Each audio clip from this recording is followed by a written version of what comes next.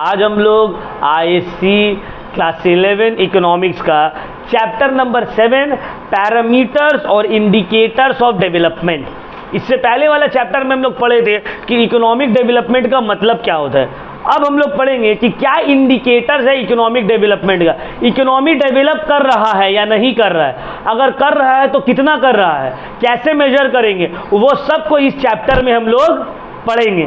ठीक है, तो देखो इकोनॉमिक डेवलपमेंट को मेजर करने के लिए दो क्लासिफिकेशन, दो मेन इंडिकेटर्स यूज किया जाता है।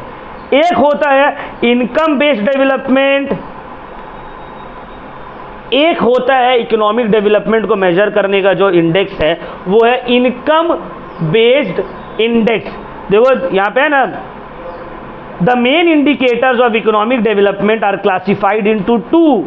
Number one is income based measure of development, दूसरा those indicators of economic development which measure economic development in terms of quality of life. ध्यान से समझ लो बात को,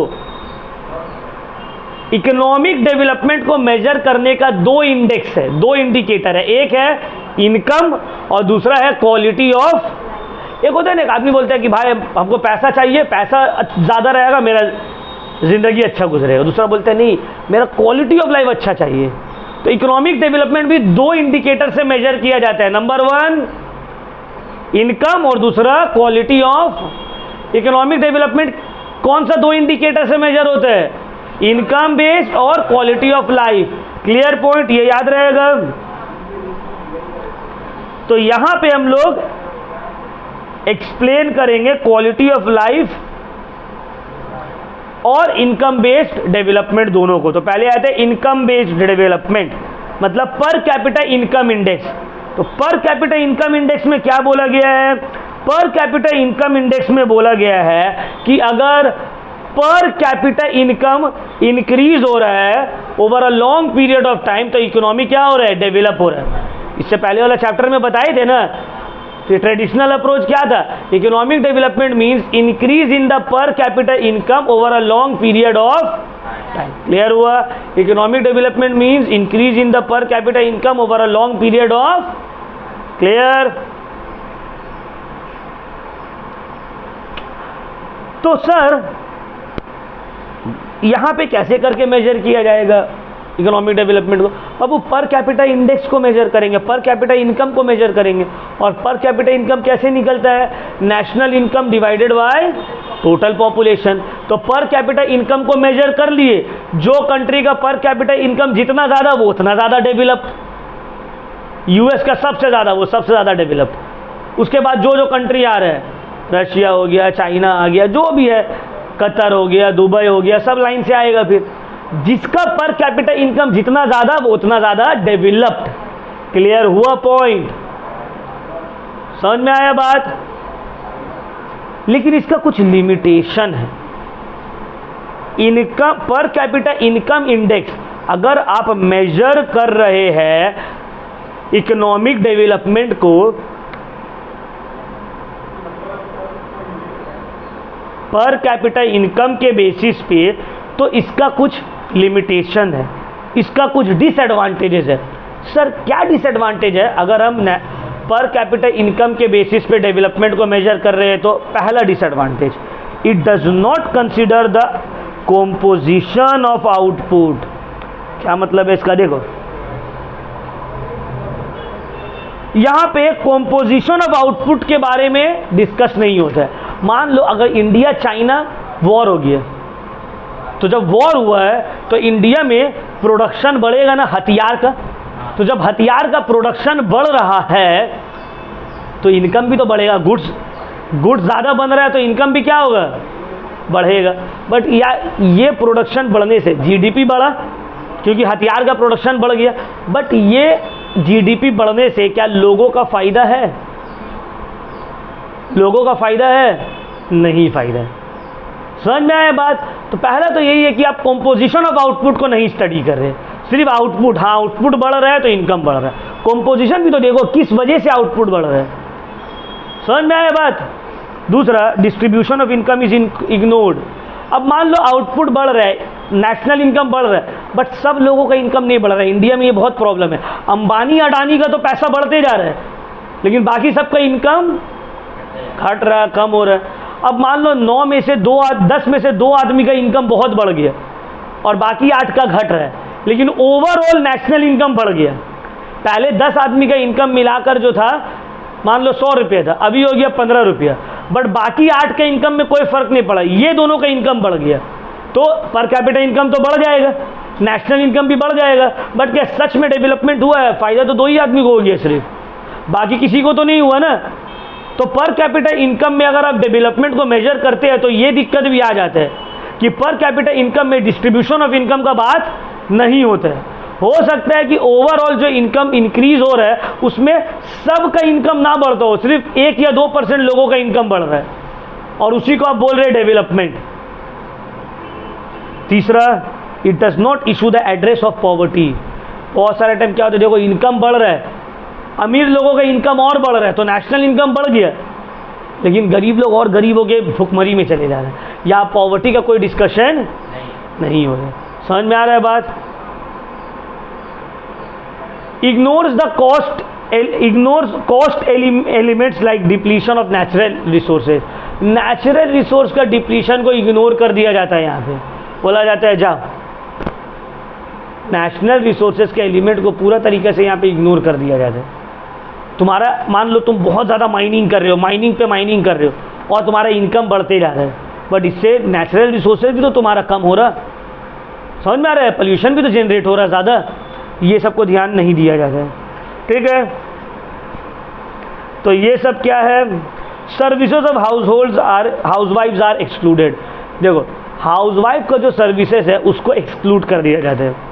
अब ध्यान से समझो बात को, एक औरत घर में वो काम कर रही है, अब वो अगर घर में काम ना करे तो उसका जो हस्बैंड है या उसके फादर है, उसके ब्रदर है या उसके बच्चे लोग हैं, उन लोग क्या उतना बेस्ट दे पाएंगे कंट्रीब्यूशन अपना?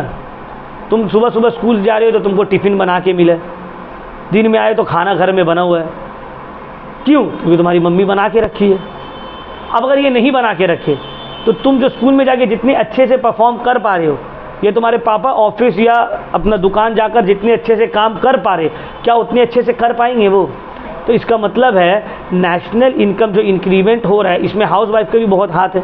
अगर वो लोग काम बोले नहीं हम लोग काम नहीं करेंगे, तुम लोग सब अपना अपना समझो, तो अब डेली जो पापा सुबह 10 बजे जा रहे थे ऑफिस या दुकान, उनको जाने में 11 बज जाएगा, क्योंकि 1 घंटा उनको अपना नाश्ता बनाना होगा, अपना कपड़ा धोना होगा, अपना कपड़ा आयरन करना पड़ेगा, तो 1 घंटा जो कमाते हैं वो घट गया ना।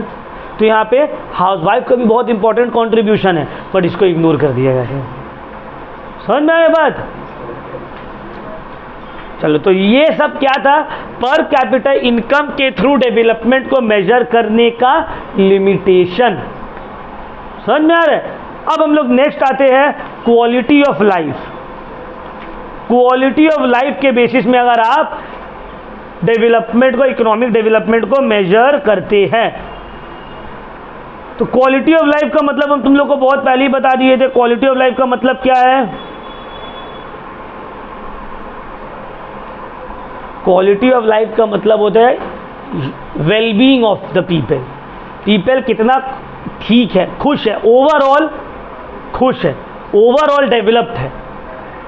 अब इस क्वालिटी ऑफ लाइफ को मेजर करने के लिए ह्यूमन डेवलपमेंट इंडेक्स को यूज किया जाता है।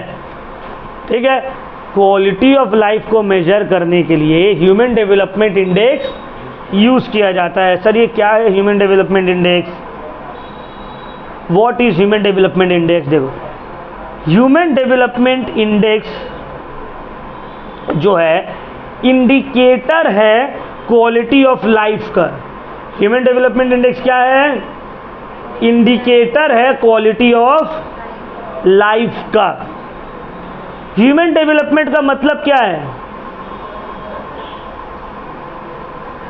ह्यूमन डेवलपमेंट का मतलब पीपल का चॉइस को डेवलप करना, बेटर करना, इसको हम लोग क्या बोलते हैं? Human development. बहुत अच्छा।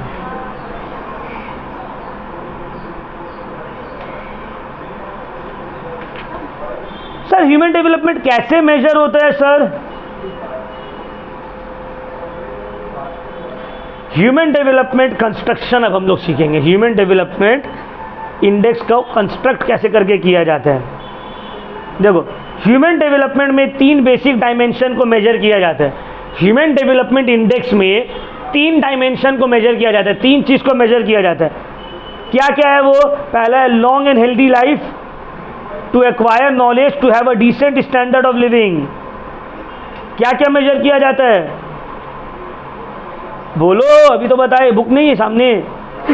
Long and healthy life, to acquire knowledge and to attain a decent standard of living. इसको बोला जाता है, पहला वाला को life expectancy index, life expectancy index. दूसरा एडुकेशन अटेनमेंट इंडेक्स। तीसरा है adjustment gross national income index. ठीक है sir, long and healthy life कैसे करके मेजर किया जाएगा? Long and healthy life measure किया जाएगा, देखो, जब एक बच्चा पैदा, जैसे कि अभी एक बच्चा पैदा हुआ, जनरली इंडिया में क्या साल का एज रहता है, लोग कितने साल में मर जाते हैं? एवरेज एज क्या रहता है? 60 to 70, है ना। वहीं पे तुम अगर डेवलप्ड कंट्री में जाओ, वहाँ पे 80-90 तक रहते हैं, है ना। और अंडर डेवलप्ड कंट्री में जाओ तो वहाँ पे 50-40 ये सब रहते हैं। तो लाइफ एक्सपेक्टेंसी इंडेक्स का मतलब होता है, ये मेजर किया जाता है कि एक बच्चा जब जन्म ले रहा तो ऑन एन एवरेज वो कितना साल तक जिंदा रह सकता है। यहाँ पे इसको ही बोला जाता है लाइफ एक्सपेक्टेंसी इंडेक्स। समझ में रहा? जन्म लेने के वक्त, अब देखो ये तो कोई श्योर नहीं है, कोई तो 100 साल भी जी लेते हैं, कोई बेचारा 20-30 साल में ही मर जाता है, बट एक एवरेज तो रहता है ना, है ना। जैसे कि हम लोग यहाँ पे मान लो कोई बेचारा अगर 20 साल का लड़का या 30 साल का लड़का मर गया तो बहुत दुख करता है, बेचारा मर गया, उम्र था कोई, लेकिन वही 60-70 साल का कोई मरा तो ठीक है, चलो अब तो उम्र हो गया था मरने का, है ना। क्यों? क्योंकि 20-30 साल में आदमी को लगता है किसका भी टाइम हुआ नहीं था। टाइम तो अल्लाह ही डिसाइड करता है, जिसको जितना अल्लाह ताला हयात दी है वो उतना जिएगा, है ना। लेकिन ऑन एन एवरेज एक आदमी का होता है ना कि भाई ऑन एन एवरेज, जैसे यहाँ पे अगर कोई 80-90 साल जी गया है, 100 साल, बड़ा बात है भाई, 90 साल इसका एज है, 100 साल एज है। लेकिन जब तुम जापान एंड ऑल में जाओगे ना, वहाँ पे 80-90 नॉर्मल है। हाँ ठीक है, 80 साल है, 90 साल है, समझ में आया। तो सबसे पहले हम लोग क्या मेजर करते हैं?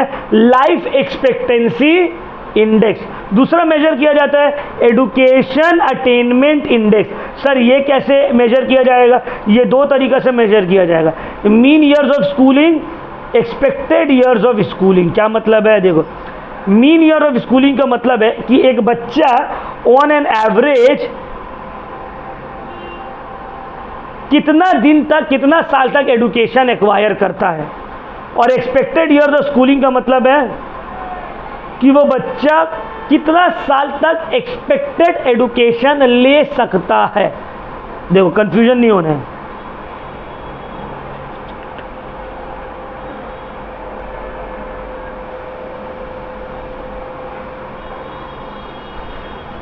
पहला है मीन ईयर ऑफ स्कूलिंग कैसे निकलेगा, मतलब जो अभी 25 साल के लोग हैं वो लोग ऑन एन एवरेज कितना साल तक स्कूलिंग अटेंड किए, और अभी जो बच्चा है जो अभी स्कूल जा रहा है ये ऑन एन एवरेज कितना साल तक स्कूल पढ़ेगा, मतलब पढ़ाई करेगा। ये दोनों को ही मेजर करके निकलता है एडुकेशन अटेनमेंट इंडेक्स। एक जो 25 साल का है वो कितना साल तक स्कूलिंग अटेंड किया, और एक बच्चा जो भी जा रहा है वो कितना साल तक अटेंड कर सकता है। इससे क्या निकलता है? Education attainment index. और लास्ट है have a decent standard of living. Decent standard of living जो है ये मेजर होता है तुम्हारा इनकम से। ठीक है, ये किससे मेजर होता है? तुम्हारा इनकम से। तो देखो इस इंडेक्स में, ह्यूमन डेवलपमेंट इंडेक्स में तुम्हारा हेल्थ का भी मेजर कर लिया गया, तुम्हारा एडुकेशन भी मेजर कर लिया गया, तुम्हारा इनकम भी मेजर कर लिया गया, है ना। तीनों के थ्रू बनता है ह्यूमन डेवलपमेंट इंडेक्स, और फिर डेवलपमेंट क्राइटेरिया डिटरमाइन। तो इसीलिए इसको ज़्यादा इंपॉर्टेंस दिया गया है, सब कुछ है इसमें। अब इसको मेजर करने का भी जो है ना फॉर्मूला है ह्यूमन डेवलपमेंट इंडेक्स को कंस्ट्रक्ट करने का, तो उसमें जाना नहीं है तुम लोगों को। क्लियर? तो जनरल फॉर्मूला क्या है हम बता देते हैं। General formula actual value by minus minimum value divided by maximum value minus minimum value. इसके थ्रू जो है तुम्हारा ह्यूमन डेवलपमेंट इंडेक्स निकल जाता है। और जितना भी कंट्री है ये तीनों क्राइटेरिया के बेसिस में उन लोग का परफॉर्मेंस का स्कोर निकलता है, और सब का स्कोर जो है वो 0 और 1 के बीच में रहते हैं। स्कोर 0 और 1 के बीच में रहते हैं, ठीक है ना।